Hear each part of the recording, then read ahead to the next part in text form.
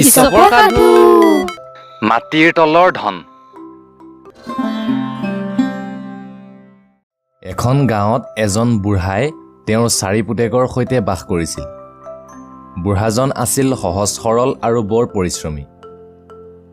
আনহাতে বুঢ়াৰ পুতেক 4জন আছিল বুঢ়াৰ বিপৰীত চৰিত্ৰৰ। সিহঁতে দিনৰ দিনটো অ'ত বহি ত'ত বহি কটায় আৰু বাপেকৰ উপাৰ্জনেৰে পেট প্ৰৱৰ্তায়।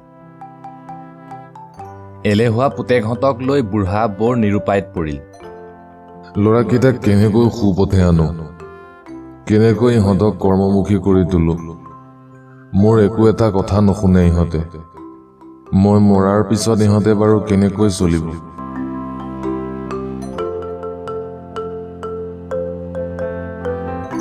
হেৰ বোপাইহঁত, তহঁতে এনেদৰে কিমান দিন থাকিবি?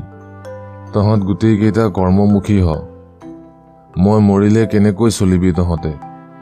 হ'ব দে পিতাই, তই আছ নহয় এতিয়া, পিছৰ কথা পিছত ভাবিম আৰু, নে কি কোৱা ভাইহঁত? তুমি ঠিকেই কৈছা। মুঠতে বুঢ়াই পুতেক 4জনক কোনো কামতে ব্যস্ত কৰিব নোৱাৰিলে। লাহে লাহে বুঢ়া বেছি বুঢ়া হৈ আহিল। তেওঁ লৰিব চৰিব নোৱাৰা হ'ল।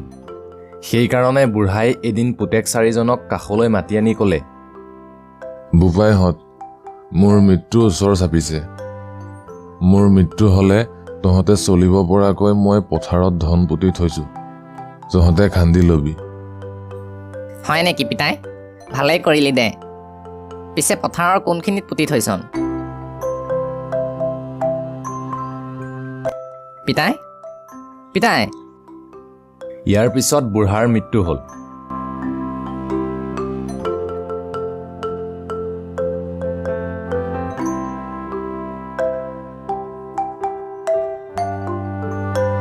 ভাইহঁত, পিতাইৰ ৰহা সকাম শেষ হ'ল।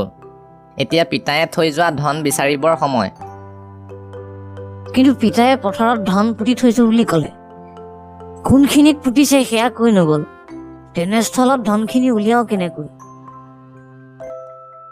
এটা কাম কৰা যাওক, আমি চাৰিওটা একোখনকৈ কোৰ লৈ মাটিডৰা এফালৰ পৰা খান্দি যাওঁ। তেতিয়া পুতি থোৱা ধন ওলাই পৰিব। ঠিকেই কৈছা, বল বল।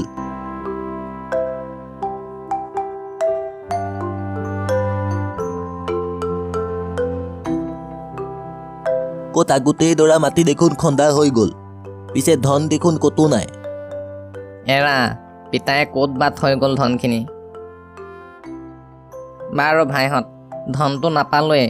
খান্দোতে খান্দোতে মাটিডৰাত শইচ পেলাব পৰা হৈ গ'ল। গতিকে আমি ইয়াত শস্যকে পেলাওঁ আহা। তাকেই কৰোঁ আহা। এইবুলি সিহঁতে পথাৰত শস্য সিঁচি দিলে। এদিন সেই সিঁচি দিয়া বীজৰ পৰা হোৱা শস্য বিক্ৰী কৰি সিহঁতে বহুত ধন পালে।